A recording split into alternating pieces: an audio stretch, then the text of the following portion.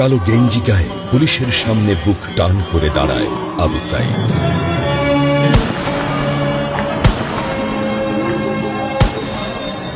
Police তাকে রক্ষা করার বদলে গুলি করে। ঠাস ঠুস কয়েকটা গুলির মধ্যে একটা গুলি লাগে তার কোমরে। খানিকটা ভাঁজ হয়ে যায় শরীর। সম্ভবত সে বুঝতে পারে নাই। ঘাড় ঘুরিয়ে কোমর দেখার চেষ্টা করে একবার, তারপর আবার আগের মতো আবার দুই হাত প্রসারিত করে সিনা টান করে দাঁড়ায়। ডান হাতে ছোট্ট একটা লাঠি। বিশ্ববিদ্যালয়ের প্রধান ফটকের পাশে বেশ কয়েকজন পুলিশ, হাতে রাইফেল, রাইফেলের তাজা গুলি, আবারও গুলির শব্দ।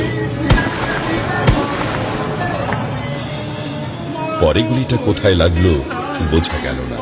তবে আবু সাইদ টলছে, পড়বে ভাব, কিন্তু সে সোজা হয়ে দাঁড়ানোর চেষ্টা